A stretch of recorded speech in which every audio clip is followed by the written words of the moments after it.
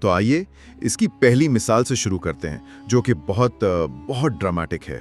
بیان کا آغاز بغداد کے ایک تاجر کی کہانی سے ہوتا ہے۔ جی۔ ایک شخص حج پر جانے سے پہلے اس تاجر کے پاس اپنی ساری جمع پونجی یعنی 1000 دینار امانت کے طور پر رکھواتا ہے۔ اور جب وہ 2 سال بعد واپس آتا ہے تو تاجر صاف مکر جاتا ہے، کہتا ہے کون سی امانت، میرے پاس تمہارا کچھ بھی نہیں ہے۔ اور اس وقت نہ کوئی گواہ نہ کوئی رسید۔ وہ شخص ہر دروازے پر جاتا ہے لیکن ظاہر ہے کوئی اس کی مدد نہیں کرتا۔ آخرکار وہ معاملہ وقت کے خلیفہ معتصم باللہ کے پاس لے کر جاتا ہے۔ اور خلیفہ اس کی پوری بات سنتے ہیں اور پھر ایک بہت ہی آپ کہیں غیر معمولی منصوبہ بناتے ہیں۔ یہاں سے بات بہت دلچسپ ہو جاتی ہے۔ خلیفہ اسے کہتے ہیں کہ تم کل جا کر اس تاجر کی دکان کے سامنے خاموشی سے بیٹھ جاؤ، کچھ کہنا نہیں ہے، بس بیٹھ جاؤ۔ ہاں، اور کہتے ہیں کہ میں اپنے شاہی قافلے کے ساتھ وہاں سے گزروں گا اور تمہیں سلام کروں گا۔ جب میں سلام کروں تو تم بیٹھے بیٹھے بڑی بے نیازی سے جواب دینا۔ اور بالکل ایسا ہی ہوتا ہے۔ اگلے دن خلیفہ اپنے پورے لاؤ لشکر، وزراء اور فوج کے ساتھ وہاں سے گزرتے ہیں۔ اور وہ اس ہجوم میں اس اہم سے آدمی کو دیکھ کر اپنا گھوڑا روکتے ہیں، اسے بلند آواز میں سلام کرتے ہیں اور کہتے ہیں بھائی آپ تو ہمیں بھول ہی گئے، کبھی ملنے ہی نہیں آئے۔ یہ منظر دیکھ کر وہ بے ایمان تاجر اس کے تو ہاتھ پاؤں پھول جاتے ہیں۔ اسے لگتا ہے کہ یہ شخص تو خلیفہ کا کوئی بہت خاص آدمی ہے، کوئی قریبی مشیر ہے۔ فوراً جیسے ہی خلیفہ کا قافلہ نظروں سے اوجھل ہوتا ہے، وہ بھاگ کر اس شخص کے پاس آتا ہے، معافیا مانگتا ہے اور فوراً وہ امانت والی تھیلی اس کے حوالے کر دیتا ہے۔ لیکن کہانی یہاں ختم نہیں ہوتی۔ نہیں، اور یہی اس کا سب سے اہم حصہ ہے۔ بالکل۔ کچھ دیر بعد خلیفہ کے سپاہی واپس آتے ہیں اور اس تاجر کو گرفتار کر لیتے ہیں۔ خلیفہ اس سے پوچھتے ہیں کہ کیا تم نے امانت واپس کر دی؟ وہ کہتا ہے ہاں کر دی۔ تب خلیفہ اسے بھرے بازار میں دھوکہ دہی اور امانت میں خیانت کے جرم میں پھانسی پر لٹکوا دیتے ہیں۔ یہ ایک بہت سخت سزا ہے، مطلب آج کے معیار سے تو شاید بہت ظالمانہ لگے۔ تو اس کہانی سے اصل نقطہ کیا نکالا جا رہا ہے؟ نہیں، یہ اس سے کہیں زیادہ گہری بات ہے۔ دیکھیں، بیان میں اس کہانی کو استعمال کر کے یہ دلیل دی گئی ہے کہ ایک معاشرے کی صحت اس کی دولت یا فوجی طاقت سے نہیں بلکہ اس کے شہریوں کے اس اعتماد سے ناپی جاتی ہے کہ انصاف ہوگا، امانتیں محفوظ رہیں گی۔ جب یہ اعتماد ختم ہو جاتا ہے تو معاشرہ اندر سے کھوکھلا ہونا شروع ہو جاتا ہے۔ اچھا، تو یہ ایک فرد کے جرم سے بڑھ کر سماجی اعتماد یعنی سوشل ٹرسٹ کا معاملہ ہے۔ جی، خلیفہ کی یہ سخت سزا ایک فرد کے لیے نہیں تھی بلکہ پورے نظام پر اعتماد بحال کرنے کے لیے ایک پیغام تھا۔ صحیح۔ اسی خیال کو آگے بڑھاتے ہوئے بیان میں کچھ اور بھی باتیں کہی گئی ہیں، جیسے مالدار لوگ زکوٰۃ دینا چھوڑ دیں گے۔ جی، اور یہاں زکوٰۃ کا ذکر صرف ایک مذہبی فریضے کے طور پر نہیں ہے۔ زکوٰۃ جو کہ ایک لازمی سالانہ خیرات ہے، اسے اسلامی معاشی نظام کا ایک بنیادی ستون سمجھا جاتا ہے۔ اس کا مقصد دولت کو چند ہاتھوں میں جمع ہونے سے روکنا۔ بالکل، اور غریبوں تک پہنچانا ہے۔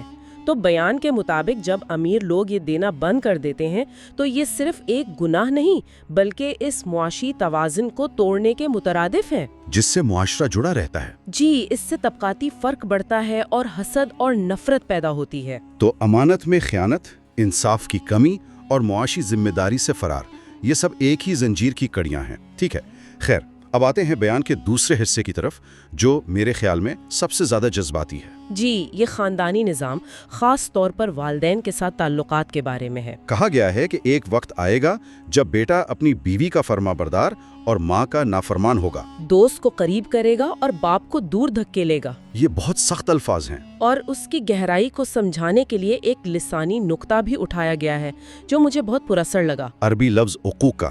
ہاں، کہ والدین کی نافرمانی کے لیے یہ لفظ استعمال ہوتا ہے اور اس کا لفظی مطلب کسی چیز کو اس طرح پھاڑ دینا ہے کہ وہ دوبارہ جڑ نہ سکے، جیسے ایک ٹیشو پیپر کو پھاڑ دیا جائے، اسے واپس جوڑنا ناممکن ہے۔ یعنی تعلق کا مکمل طور پر ٹوٹ جانا۔ یہ ایک بہت طاقتور تشبیہ ہے۔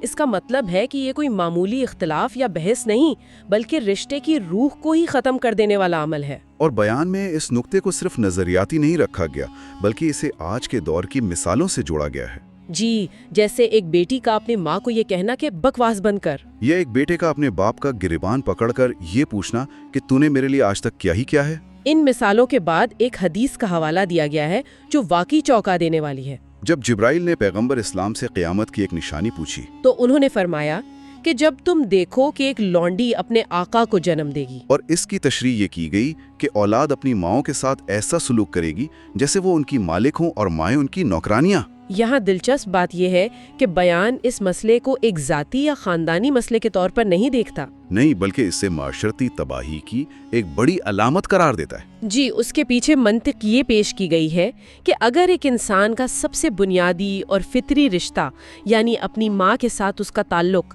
ہی عزت پر قائم نہ رہا تو پھر معاشرے میں کوئی دوسرا رشتہ کیسے محفوظ رہ سکتا ہے؟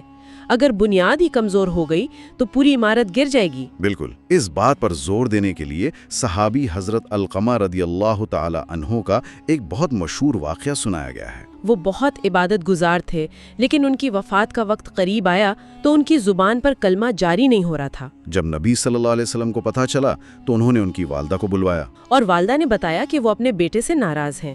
وجہ یہ نہیں تھی کہ وہ کوئی برا شخص تھا، نہیں بلکہ وہ اپنی بیوی کو زیادہ اہمیت دیتا تھا اور اس کی باتوں سے اکثر ماں کا دل دکھتا تھا۔ اور جب نبی صلی اللہ علیہ وسلم کے کہنے پر بھی ماں نے معاف کرنے سے انکار کیا تو آپ صلی اللہ علیہ وسلم نے حضرت بلال رضی اللہ تعالیٰ عنہ کو حکم دیا کہ لکڑیاں اکٹھی کرو اور علقمہ کو سب کے سامنے آگ لگا دو، کیونکہ جو ماں کو راضی نہ کر سکا اس کا ٹھکانہ تو ویسے بھی جہنم کی آگ ہے۔ یہ سنتے ہی ماں کی ممتا نے جوش مارا اور وہ چیخ پڑی کہ نہیں، میری آنکھوں کے سامنے میرے بیٹے کو نہ جلاؤ، میں نے اسے معاف کیا۔ اور جیسے ہی انہوں نے معاف کیا، حضرت علقمہ رضی اللہ تعالیٰ عنہ کی زبان پر کلمہ جاری ہو گیا۔ تو یہ واقعہ اس دلیل کو مضبوط کرنے کے لیے استعمال کیا گیا ہے کہ والدین کی ناراضگی کے ساتھ بڑی بڑی عبادات بھی بے معنی ہو سکتی ہیں۔ مطلب یہ کہ انصاف کا نظام معاشرے کا بیرونی ڈھانچہ ہے اور خاندان کا ادارہ اس کا اندرونی ستون۔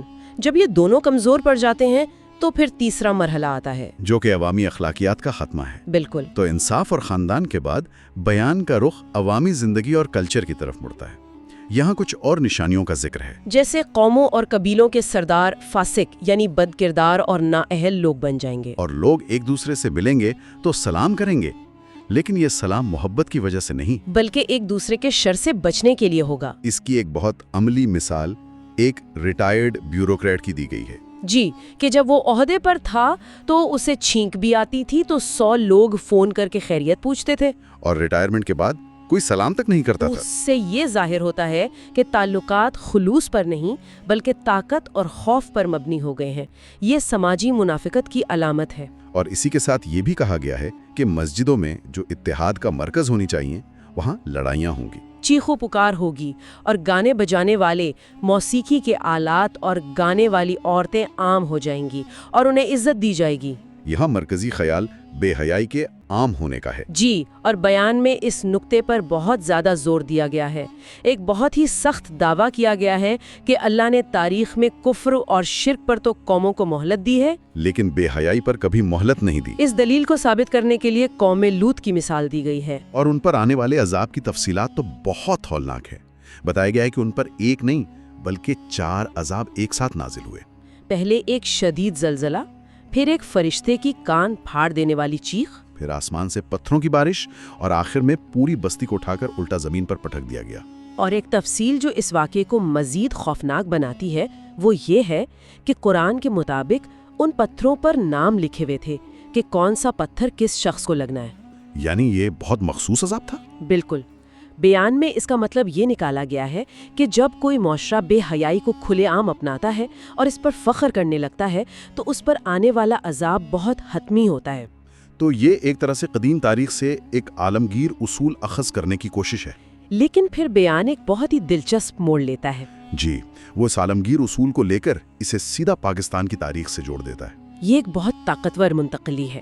جی، اب تک کی گئی باتیں کسی بھی معاشرے پر لاگو ہو سکتی تھیں، لیکن یہاں بیان اپنے سامعین سے براہ راست مخاطب ہوتا ہے۔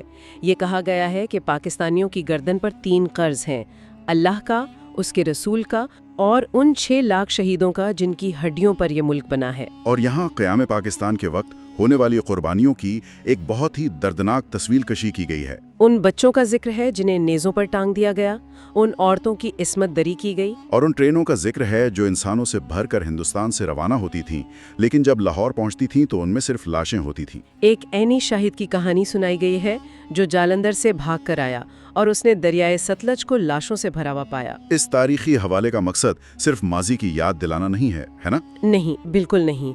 इसका मकसद एक इखलाकी जिम्मेदारी का एहसास दिलाना है।